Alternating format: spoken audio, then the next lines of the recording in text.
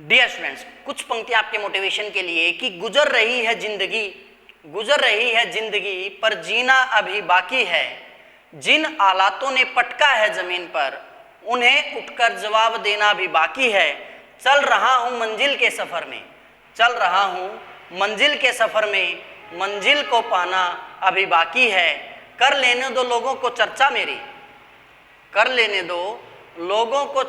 मेरी हार की, कामयाबी का शोर मचाना अभी बाकी है। मतलब जब आप कामयाबी की तरफ बढ़ते हो तो रास्ते में अड़चनें आती हैं, उन अड़चनों से ना घबराएं और लगातार जो अपने टारगेट की तरफ आप बढ़ते रहें। ये सोच करके तैयारी ना करें कि मेरे एग्जाम होने हैं, मेरे को एग्जाम के अंदर पास होना है। Study for your knowledge. जीवन का आधार मित्रों, शिक्षा से तुम कर लो सारे प्यार मित्रों। ठीक है, नॉलेज का कोई टाइम नहीं होता, कोई उम्र नहीं होती, कोई एक प्रकार से किसी क्लास के लिए हम ये नहीं बोल सकते क्लास के लिए पढ़ रहे हैं, आप अपनी नॉलेज के लिए भी पढ़ सकते हो। तो आज के इस लेक्चर के अंदर हम पढ़ेंगे structure and geometry of A peptide. उससे पहले हम बात कर लेते हैं बेसिकली पेप्टाइड की, उसके बाद हम इसको अच्छे से समझ में पाएंगे। जो पेप्टाइड की हम बात करते हैं बेसिकली वो हमारा किससे मिलके बढ़ता है, अमाइनो एसिड की। अमाइनो एसिड की अगर हम बात करें, इसके अंदर दो हाइड्रोजन जो फिक्स होती है और NH2 और यहाँ पर CH है। यहाँ पर मैंने हाइड्रोजन ले ली, मतलब ये सबसे सिंपल अमाइनो एसिड होगा, लेकिन यहाँ पर H की जगह हम क्या लिख सकते हैं, R जो हमारा वो क्या होता है, एल्काइल ग्रुप।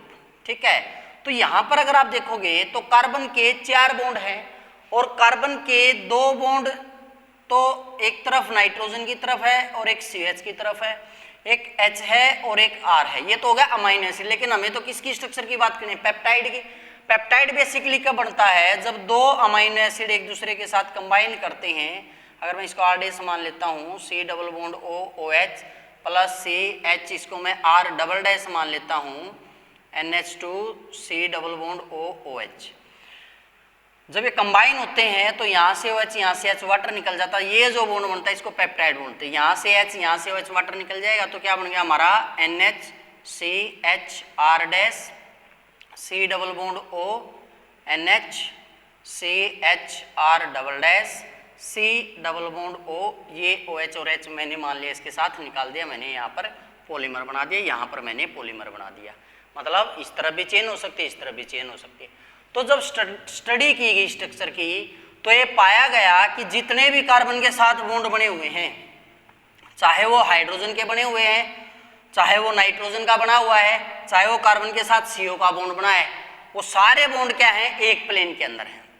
तो क्या लिखेंगे, all bond which are formed with carbon lie in same plane. क्यों, सारे के सारे जो है भाई किसके अंदर लाई करते हैं, सेम प्लेन के अंदर लाई करते हैं। दूसरा क्या कहता है भाई, हमारा जो बॉन्ड लेंथ होती है कार्बन और नाइट्रोजन की, यहाँ से जो बॉन्ड लेंथ की बात की जाती है कार्बन और नाइट्रोजन की, वो बॉन्ड लेंथ पाएगी लगभग 132 पिकोमीटर।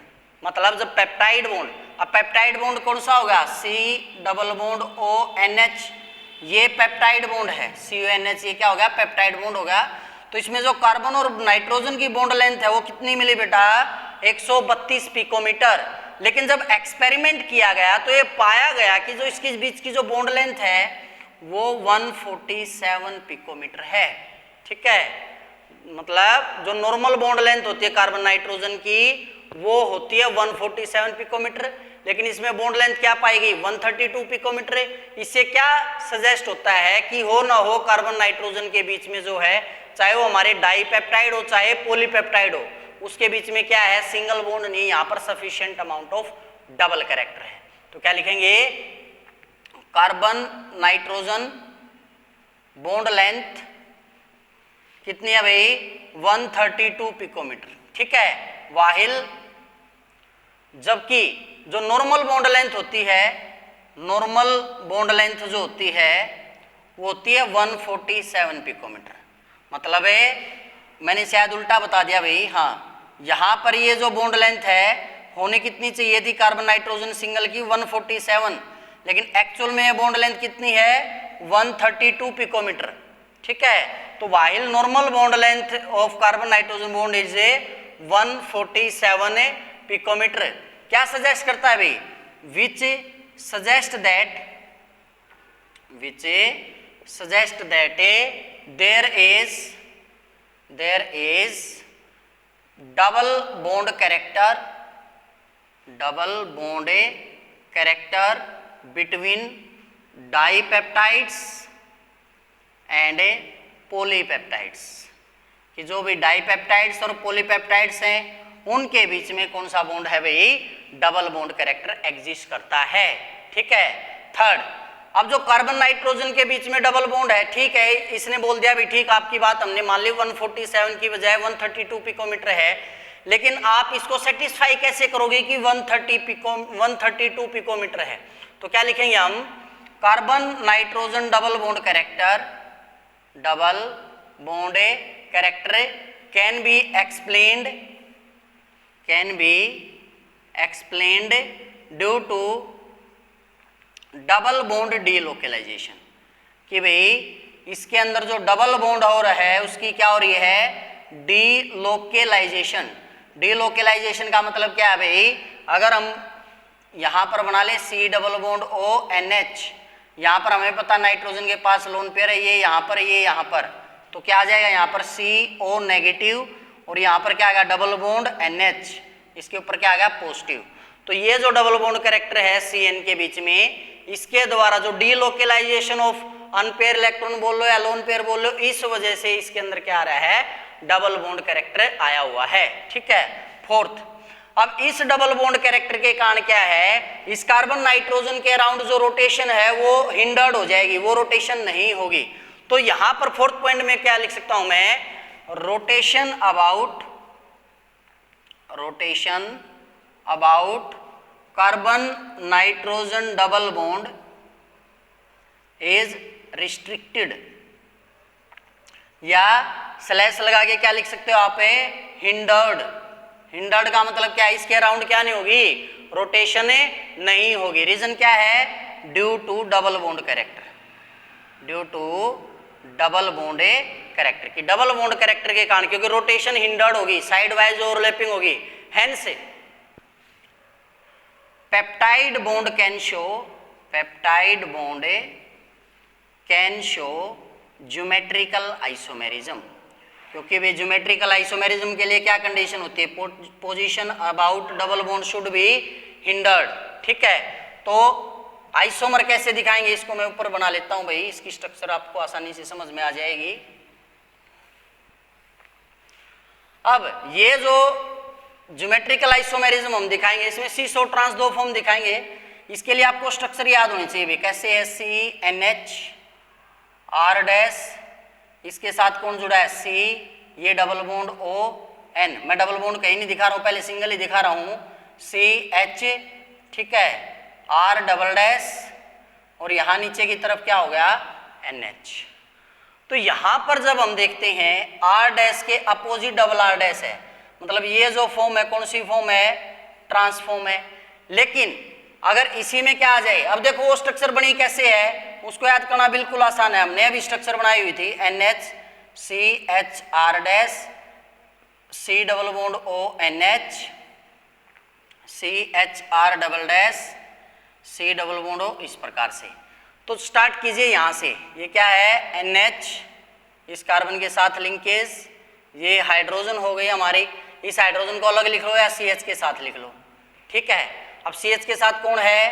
R डैश, फिर C डबल बॉन्ड O, फिर क्या है? सिंगल बॉन्ड NH, और फिर क्या आ गया? CHA R डबल डैश, ये ऐसे है।